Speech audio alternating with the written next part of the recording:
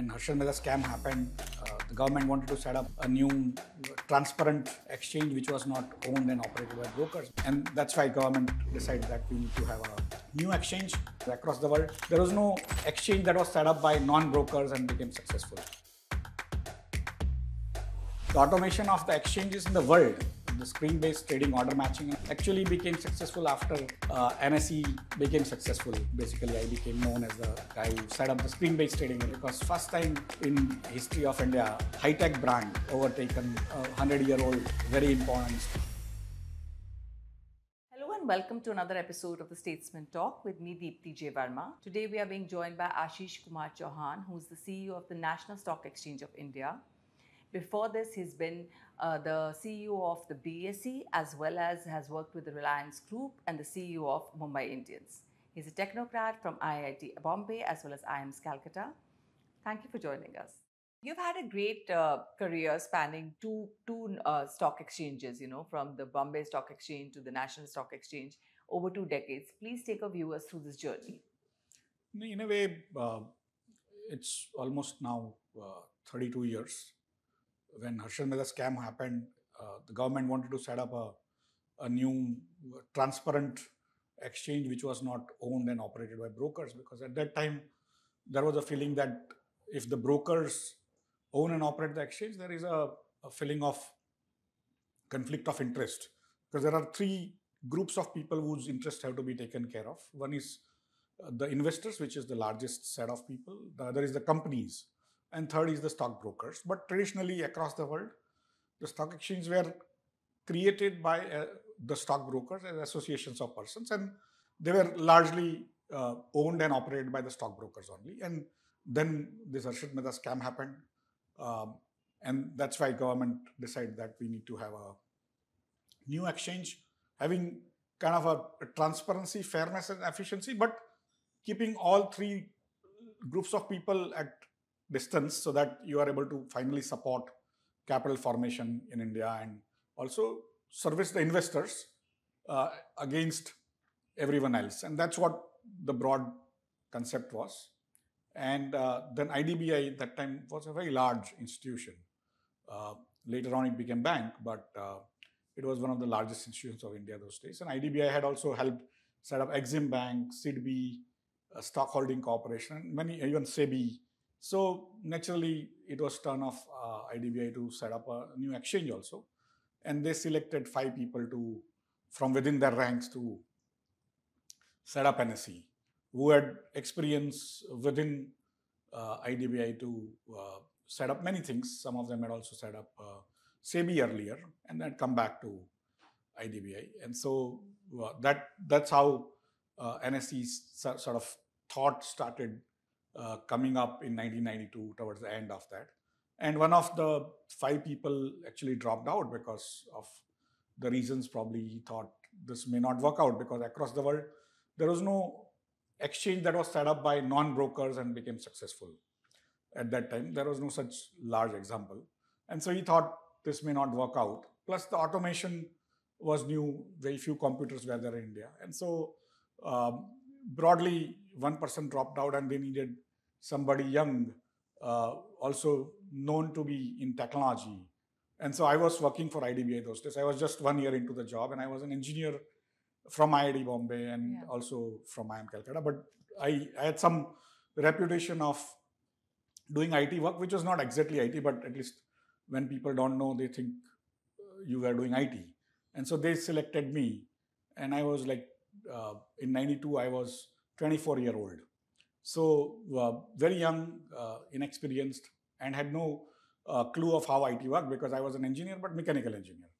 And so because now when I look back at retrospect, the automation of the exchanges in the world, the screen-based trading order matching and all, actually became successful after NSE became successful.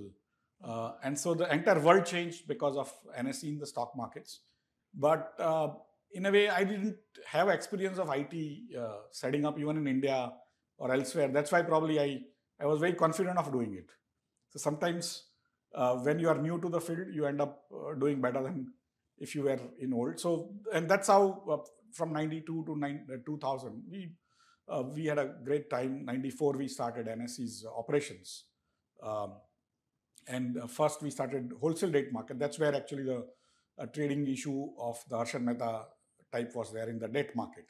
And then November 394, Diwali Day, we started equities. And being only Gujarati, I had to also set up the equities market, because those days Gujaratis dominated equities market in Bombay and many other cities. But broadly, I could learn. When I studied in Gujarati medium, so I could speak, write, read, and things like that, and converse with those people who used to trade.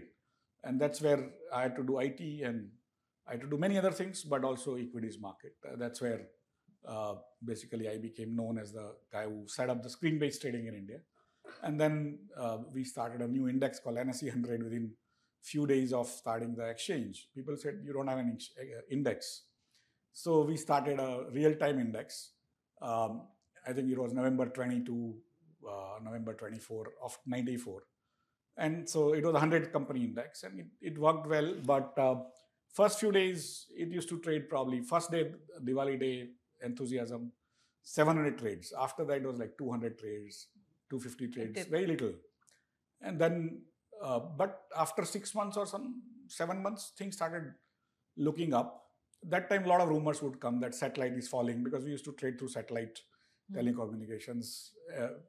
NSE has defaulted on payments. All sorts of rumors used to happen. And after 6-8 months, it started looking up. By end of 11th month, I think NSE became larger than BSE. That was like a revelation, because first time in history of India, a 11-month-old high-tech brand, that is completely automated brand, had overtaken a 100-year-old very important institution in terms of the market share and all. So it was a revelation, but it was a kind of a signal of time to come. In the best of Harshad Mehta days, India used to trade probably, BSE used to trade 10,000 trades a day. And then it was so manual that it will take you a month to actually agree to what you had traded. And then settlement will take place probably after 2-3 months sometimes, While as here, it was automated, NSE from day one. So things started happening very fast. And by end of 1 year, we were probably doing 88, 90,000 trades, 100,000 trades a day, which was like 10,000 to 100,000 was like a 10 times jump. And people started thinking that there is over trading. There is a lot of trading happening, which is wrong. Even now, people think there is more trading, but India does, like this week in India did probably in first week of June, one day we did 28 crore trades. Where was 10,000? True that we only have 3% investors right now? Today we have like 10 crore investors, okay. Unique investors. When I started with NSE, we had in India probably 20 lakh investors. So we have 50 times more investors, but it just 10 crore is not a small number, although we are 140 crore plus people. 10 crore people actually have close to 7.5 crore households. And that is almost 20% of India's households directly investing in stock markets. And where do you see this number going? In addition, you also do EPFO. If you invest in, say, Provident Fund, pension funds, or NPS, new pension scheme, they invest your money into stock markets. So effectively, more than 10 crore people, probably 20, 30 crore people are already investing in stock markets, but directly 7.5 crore households, 10 crore individuals invest in stock markets. And over a period, probably it could become 40, 50 crore, 100 crore. You never know when India grows up. But in some ways, if you look back in, say, 2020, 4 years back, India had probably 2.5, 3 crore investors. Today, it's 10 crores because of the mobile phones, because of the way the entire eKYC is happening. People are able to participate more from any remotest corner. Today, literally, every corner, every zip code of India, barring probably 25, 30 zip codes, most of them are actually airports, so nobody stays in the airports. But otherwise, broadly, every part of India is covered with investors. And when do you invest in a stock market? Is that when you go over a situation where you have some money to invest, right? Income, and still within the investment horizon also, you first would want to invest in your house, in some gold, then going to fixed deposits, some insurance, and then risk assets, which are the stocks. You come very late, right? And many of the time you would want to rather go with mutual funds than coming through the direct mode, which is what I'm talking about. So effectively, if you take investors coming through mutual funds or EPFO or NPS, is a correct way for a beginner to invest in stock markets. But India is in a good way. In fact, there is a philosophy, rather economic theory, which says that a poor country, our per capita income today is around $2,850 per person per year. Yeah. In that range, probably it's now 2,900. But it's not what we call middle income country or a rich country. And there is a theory that poor people or poor countries cannot have vibrant capital markets because poor people do not save and they don't trust other poor people. Whereas when you invest in a stock, you are actually investing in other person's ability to make profits for you. And then also a trust in the companies, in countries' parliament, in countries' judiciary, in countries' law and order, regulators, exchanges, but more importantly, in the country's entrepreneur, that you are putting in money there, he will work hard, make profits, not siphon away, and some profit proportionate to whatever shares you are holding will become available to you, right? So it's a great leap of faith. And normally in poor countries, this doesn't happen. And there are books written on it. But somehow India has belied those books. Okay. So in India now we have 10 crore people investing. You are sitting in Jorhat, you are sitting in Dibrugarh, you are sitting in Srinagar, you are probably investing in a company having headquarters in Salem in Tamil Nadu, you are never going to visit. But still you have a complete confidence that that promoter will try to make the best out of that money. And when the profits come, you will have that small sliver of sort of share in that profit. And so that culture has developed. It has not happened in last 4 or 5 years, but over last 150 years since Indian stock exchanges have existed, but over 30 years since NSE kind of came into play, because it became very transparent, very easy, but more importantly, the corporate governance. That is how people are able to give information to the company. It's more transparent, do you think? Not only transparent, it is also one of the best governed corporate sector in the world today, in terms of the what they call corporate governance. That today, every quarter, the companies have to give, whichever are listed companies in stock market, they have to give the results. And in case they have any rumors, they have to give reply. Any time they have a material event, some big contract comes or other material events, they have to give information to the exchange, and then exchange gives it to all the television channels, and even on the exchange website, you and me can see it. So that transparency is what has made India an extremely attractive market. Earlier, for last 30 years, foreigners were allowed to trade, transact, and they have now invested close to 16-17%. But on a peak, they were owning 20% of India's market, say 10 years back. Today, they own 66% because Indian retail investors have come in hordes. So they are investing more compared to the foreigners. But it is equally good an investment opportunity for foreigners as well as for Indians. And because of the transparency, fairness, efficiency, and good corporate governance, better than the best in the world. We, like America, has what they call golden share.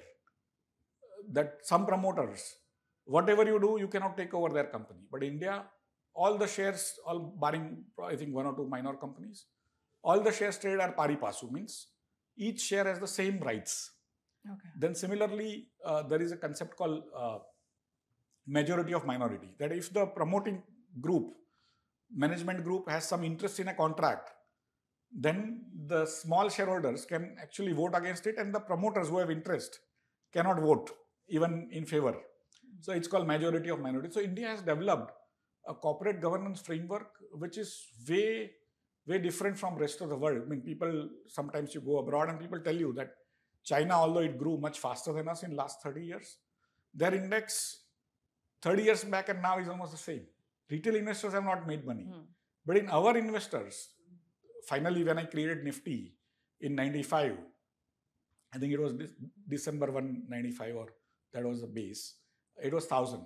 Today it is 23,000 or 23,500. Plus, if you take the dividend income, it would be almost 27, 28,000. So if you had put in 1,000 rupees in nifty companies in 1995, after say 29 years, you would be having 27,000 rupees, 27 times. Even in dollar terms, it will be still probably $14,000, 14 times more. No other country has given that type of returns. But other countries which grew faster, also because they did not have great corporate governance framework and a regulatory framework like SEBI, they have not been able to provide benefits to the small investors vis-a-vis the insiders in the company. And that's why once you do that, more people want to come and invest in the markets, and that's why market becomes more widespread, and in a way capital formation happens. Today, I mean, when I started, I think India had total market capitalization of probably 4 lakh crore rupees.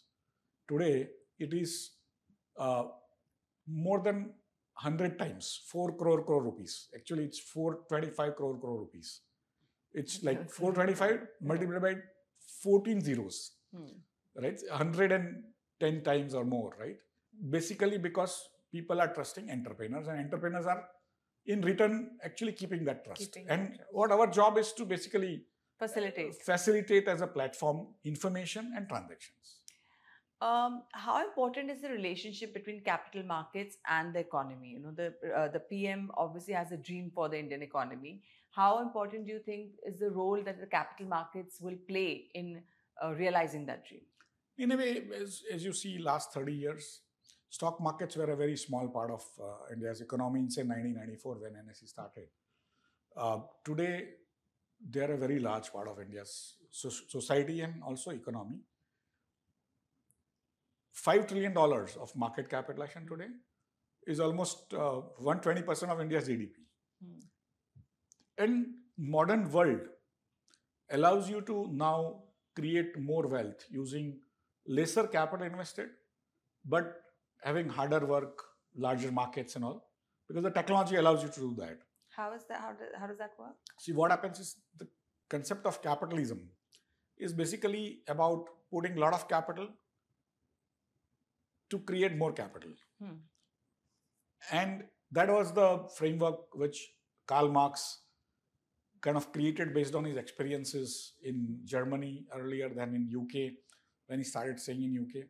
And so that capitalism versus communism is a conundrum which has gone on for last almost 120 years or 140 years in the human society.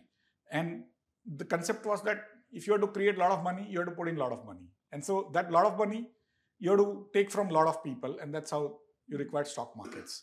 But the way the technology evolved over the last 120, 140 years, now you don't require a lot of money to be put in to create great businesses. You can put in little bit money and still that business can grow very large. Like some examples are, say, Reliance in 1977 when it listed. It was a very small company. And now it's the largest company in India, right, by miles. Similarly, Infosys, I think the IPO came in probably somewhere between 93, 94. Nobody knew about IT those days. Even issue had failed. But today, it's one of the largest companies in the world, right? And they did not put in a lot of money. They had some money put in by their own savings, and then it grew. But whoever invested in that company at that point in time or later on, they became very rich. And that's where what it tells you is that the technology waves have come in such a way that now you don't require too much capital to create great capital or great wealth. So I call it a new framework. I call it capitalism with very little capital, not capitalism with a lot of capital. And that allows youngsters or even older people with experience, knowledge and technology to start their companies, raise some funds from people.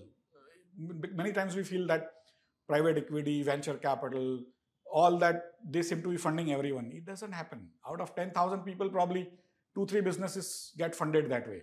9,998 people have to actually close down. Instead, if they come to the markets, they are able to raise funds, smaller funds, But some of those companies can become like Infosys or Satyam or Wipro or even Sebini Bansal or Flipkart, or they don't basically start with large amounts, but they become large companies.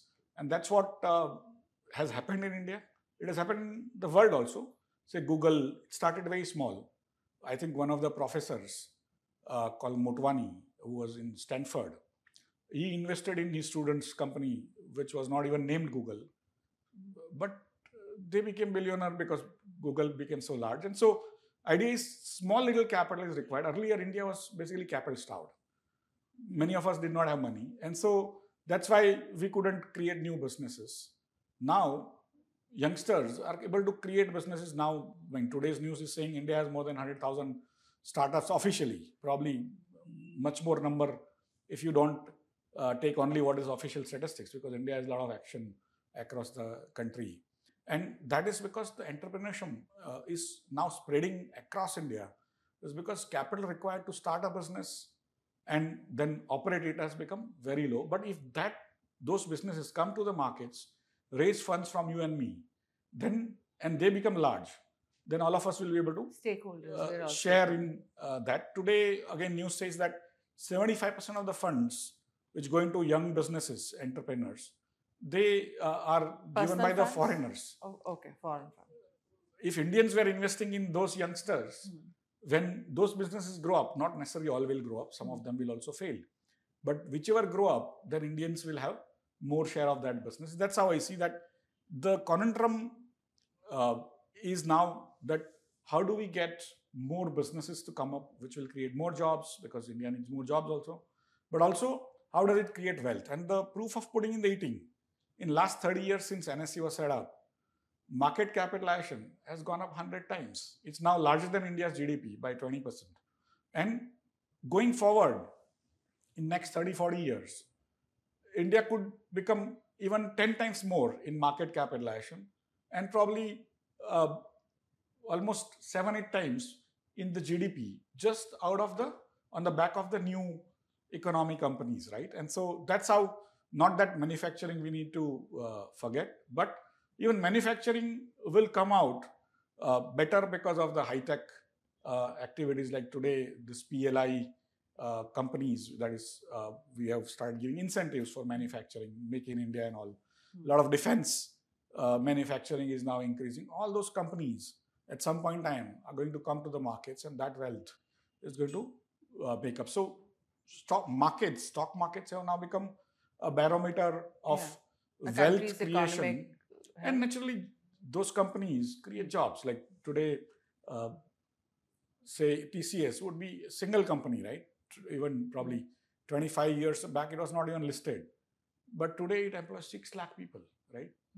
Such a great service to the nation. 6 lakh people are getting high-paid jobs or highly paying jobs through single company, right? And they are able to service the entire world, not only India sitting here. Okay, so this is the capital markets role in the economy. What do you think the government should do to encourage this more, or to enable a safer environment? In a way, government has provided the enabling environment. That's how the growth of the companies have happened, country has happened.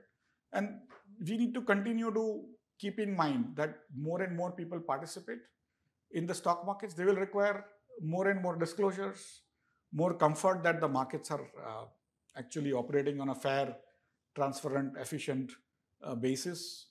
The company managements are abiding by all the rules, regulation. As and when India has, in a way, increased the regulatory sort of strength, trust of people has actually increased. So there is a balance. Naturally, you don't want to be too tough on either brokers or on the companies. But in some ways, when you take more people along, 10 crore has now already happened. And 10 crore is not a small number, although we think in a 140 crore, 10 crore is nothing. Terms, But there are not many countries with 10 crore population. If NSE was a country, it would be probably 15th largest country in the world, right? Out of whatever 200 countries. So this is a very, very large number, and naturally it is increasing. It will increase.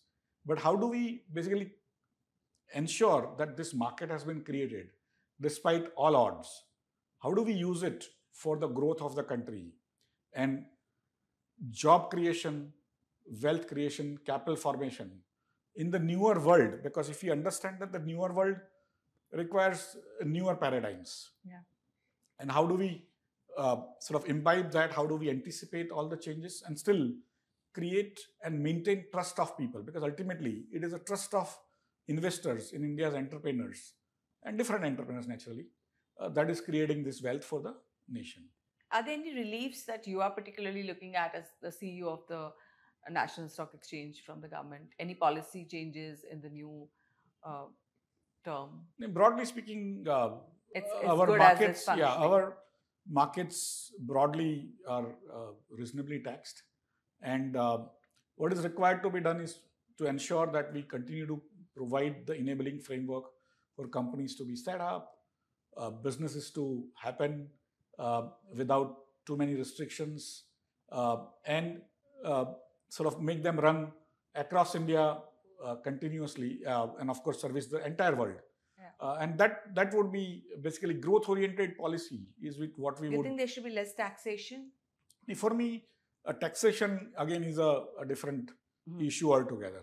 But if the companies are making great profits, they also would not mind paying taxes. Similarly, investors are also paying taxes now. Earlier, some on particular areas, they were not paying taxes on capital gains and all. Now they are paying taxes. Of course, there is STT, CTT and all. So broadly, there is a reasonably good tax framework today in Indian stock markets.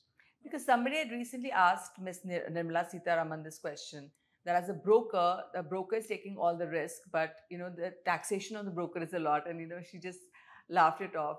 So do you think the broker should get some relief? In a way, brokers have a role to play. They are playing a great role. And at the same time, in any society to function, you require to have taxes. Yeah. Because you need to provide police, you need to provide courts, you require to police the government. Infrastructure, government employees, salaries and all. So taxes are a part of a modern society, right? And we cannot wish away. At the same time, each person as an individual thinks that why should he be paying taxes?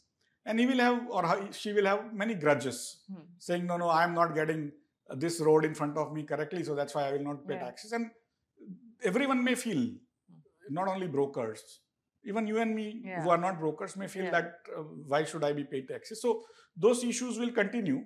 But broadly speaking, today across the world, taxes are a reality of life, especially on well-functioning societies. And whatever is a framework on the tax side, we as stock exchange do not have much of a opinion. And we don't even have much of an opinion, except that country's economy has to grow, the job creation have to happen, wealth creation has to happen, and naturally whatever tax each group needs to pay or each individual needs to pay as decided by the society and parliament should be done. Traditionally we have been a savings economy. A lot of premium has been put on savings, like the generations before us. How do you encourage the saving mindset to turn into the investor mindset? Or you think it's changing already? It is already changing. See, 3 years back, 4 years back, you were like 2.5 crore investors investing in stock markets. And it's not that people are not trying to improve returns which they get out of whatever savings. Even a person is saving, say, 1,000 rupees. That 1,000 rupees is important to her.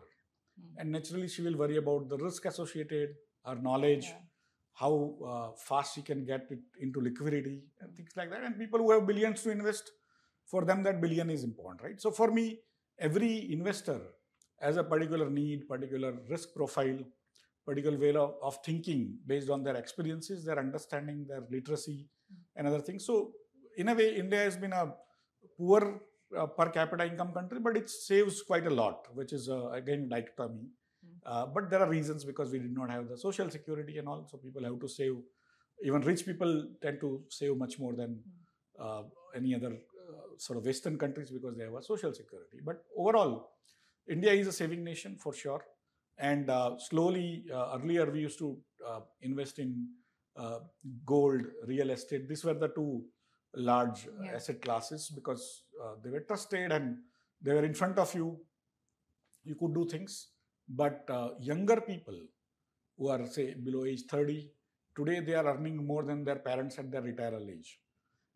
And they have a lot of money available to them for consumption, which they do, but they also save. And those people are very techno savvy. They have exposure to many things, including mobile phone, and they use it to invest in stocks or mutual funds. And that's how I say that technology has played a great role. UPI, the public digital infrastructure, has played a great role. Exchanges, which have also started distributing mutual fund from 2009, have played a great role in basically taking or converting savings into investment via mutual funds or directly into equities in a big way. And slowly, as and when people experience that here there are better returns, then they may want to invest more through stock markets vis-a-vis, say, traditional fixed deposits or real estate or banks, because it's Do you also think a it's very better liquid than real market. estate? Would you advise? Broadly speaking, if you look back 30 years, then Nifty was 1,000 in 95. Today it's 23,500 plus dividend yields. It would be 28,000 rupees. If there is any other asset class which is easy to access from anywhere in India and get that type of returns, at least not to my knowledge. Even gold has been probably much lower. Fixed deposits have been slightly probably better than gold, but still much lower. So effectively, equities as a class, asset class, even probably real estate, there are pockets which may have larger increase, but overall, that is true with companies also. If you had invested in Infosys, it would have been probably 3 lakh times and not 27,000 times, right? So, but broadly, because the liquidity is there, you can come in and out faster. The cost of transaction is close to zero or very little, it's literally 0.02, 0.05% kind of thing. So that's where I think equities have started giving better returns compared to other asset classes in Indian economy for last 10, 20, 30 years horizons. And people think that that will continue in future because India is going to grow. That's why more people are investing in stock markets. And you've obviously talked about the positives of the technology. That now we can download an app and you can do it from the ease of your home. What about the perils of technology? As somebody who's seen that change happen, there were some deepfake videos of some giving advice. I think of you also came out. So would you think we have to see it with a pinch of salt? In a way, technology is the only change that happens in the world. Today, it is information technology, but earlier there was physical technology, which is called Industrial Revolution, or before that tools, which were manual tools. Before that, people used to work with hands, right? And so, as and when new technology came, people were afraid. People were frightened of newer technologies. People were not exposed, and they used to think this technology is going to make us lose business or lose jobs, and it does happen. But the technology is the only change that happens, and the societies which adapt to newer technologies create greater wealth compared to the societies which do not. And that's where, for me, I say first time in 2000 years history of India that when technology race is being run, we are at the forefront. Last 2000 years when the technologies were being developed, before that we were pioneers. But last 2000 years, somehow we started becoming inward looking. People came, attacked us, we became inward looking more. And so when technology race was being run, we were not even in the stadium. We were not even 5 kilometers, 10 kilometers away. First time we are at the forefront of technology revolution, and in some ways adapt it, of course, keep barriers to such a way that the technology doesn't create nuisance or create problems.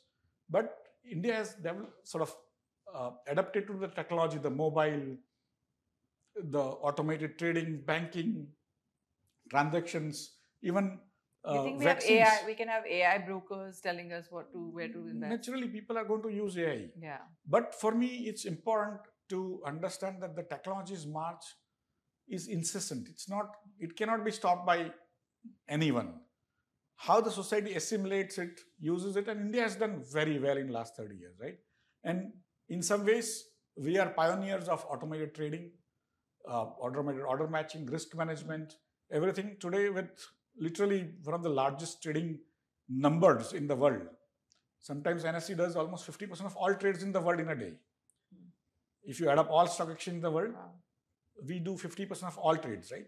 Like in this week of June, first week of June 24, one day we did like 28 crore trades, 1900 crore orders in 6 hours. Unheard of anywhere in the world, but it's almost 40-50% of all transactions in the world in stock market area. And still not a whimper. Everything works well. Yeah. And of course, we need to do backups and ensure that we have enough resilience in our systems, but we'll continue to have to adapt to newer technologies, not only in trading, but also in society, remain technology leaders in the world, service the world, and that's how we will become a rich country before we become old.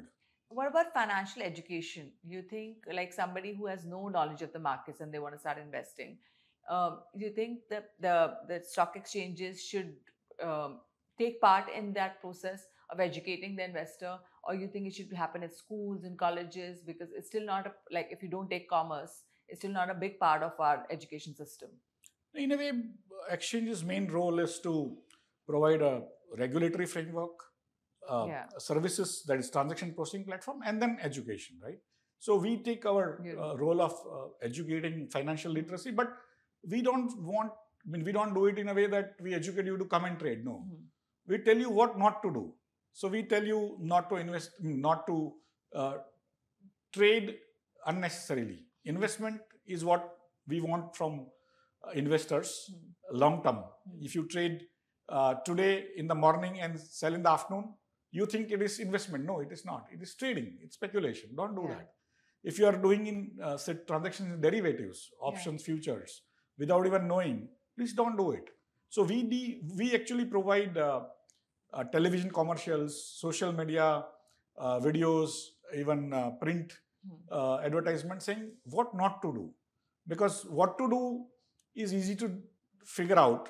A lot of people are there to teach you. But if you say believe in tips, you get a sort of SMS or WhatsApp, or you see someone on television telling you that this is a good stock, please buy. For me, is he your relative?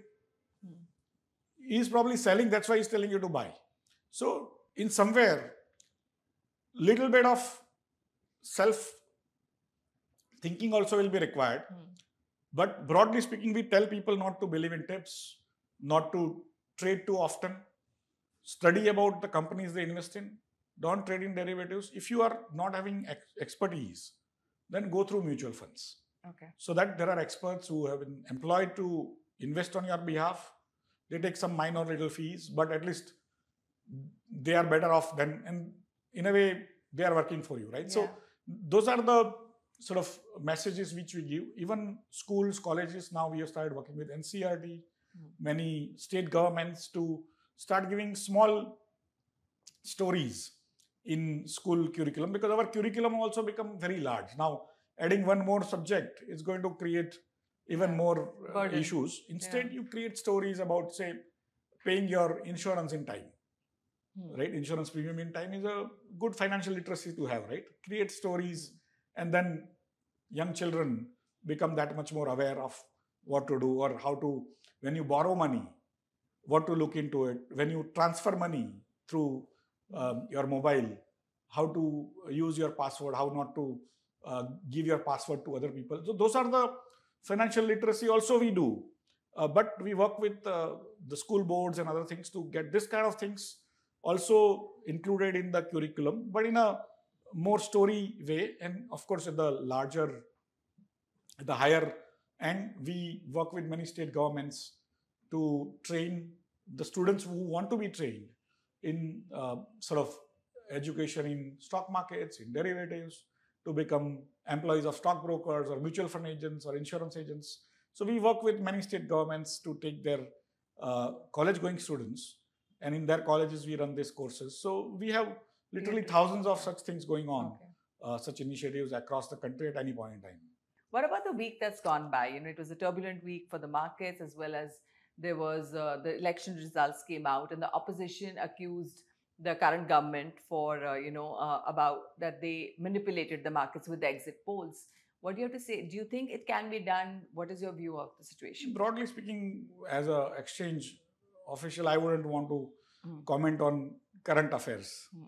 Okay. You started with the NSE and then you were with the BSE, then you joined the Reliance Group, you were the CEO of the Mumbai Indian team, then you joined the BSE briefly, and now you're back with the NSE. You've like life has come full circle. How do you see your career graph, and how do you see the entire topography changing for you personally? No, in a way, for me, I have seen many things. I have worked on many areas in life, and I have been fortunate. I consider myself lucky to have had the opportunity to work in so many newer areas in which India did so well, starting with, of course, banking and stock markets. Which role did you enjoy the most? Every role for me, I have taken every role as very important to me and also to the society. So whatever I can contribute, I have tried to contribute. And coming back to NSE, I left in 2000 early, and I came back in 2022. So after 22 years, when you come back to the same organization which you set up, it is a reasonably good feeling. But also the world has changed, right? What you left behind is not the same, although it's the same organization and same place you come back to, but it has moved on, right? Yeah. Without you. And you have to kind of take it in your stride and also become... Move with the times. And also you have to also become useful to the organization you are working again. You can't run with your old ideas. And so you have to assess at any point in time what will work, what will not work. And accordingly, naturally, the organization's main role is to act as a first frontline regulator and a service provider. And so I try to focus on those two roles as the main stay. And then naturally profits are a good outcome if you do a good job for the society, especially in an organization like ours. So that's what I've tried to do. Keep it simple and take it very seriously, the job, but not yourself.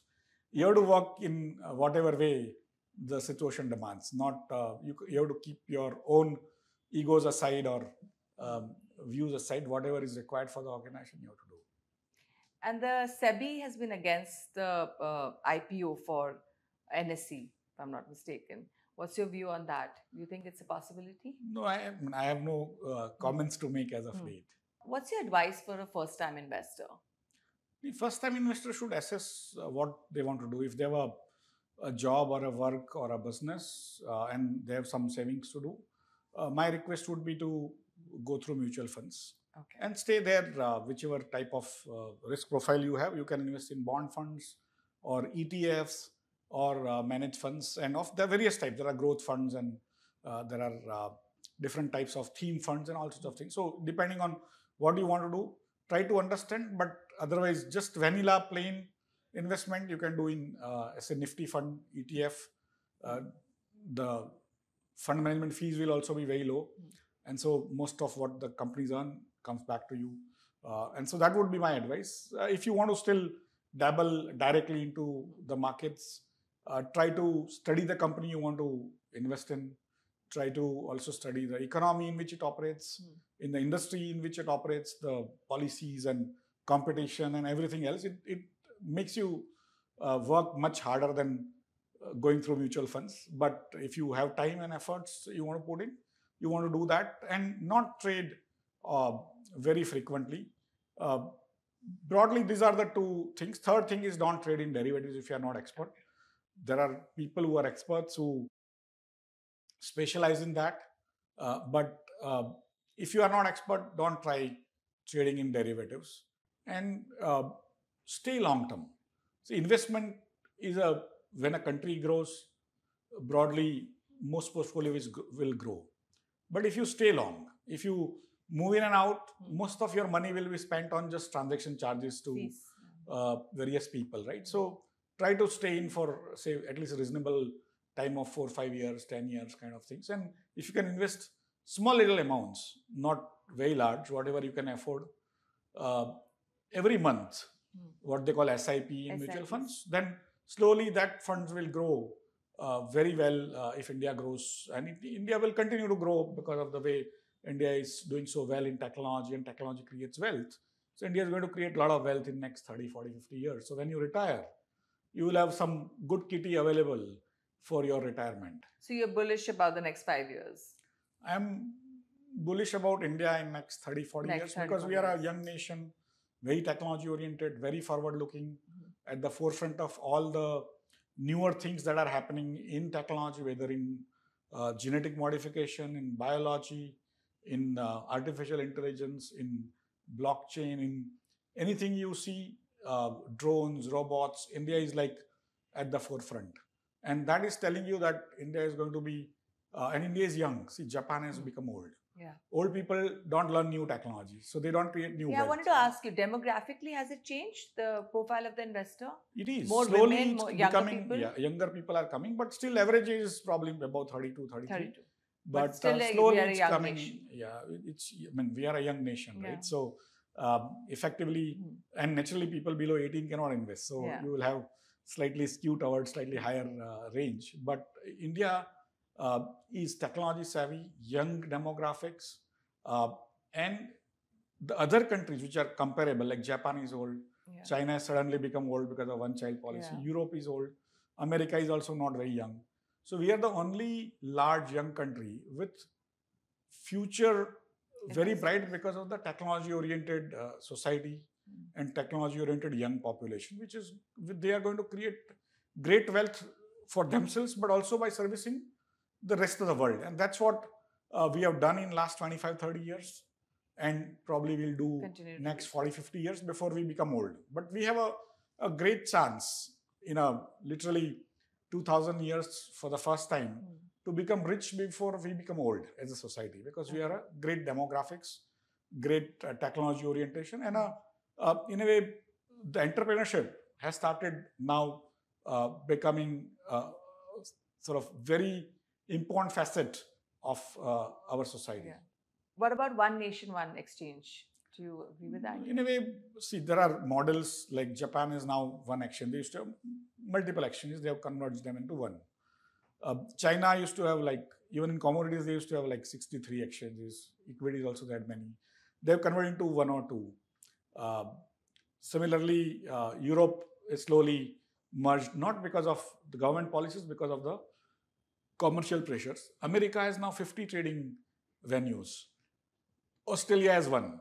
So most large countries, if you see, have one, but then America has many. So the debate is still on whether a country acquires one exchange or multiple. We are, as exchange employees, we are not the owners. I don't even own a share. So as exchange employees, we will go by what the government policies in this regards are, and whatever the government wants, we'll have to just run with it. Thank you so much, Chauhanji. Thank you so much for joining us today. If you like the episode, don't forget to share it, and also like, share, and subscribe to all our social media channels. They're all listed below.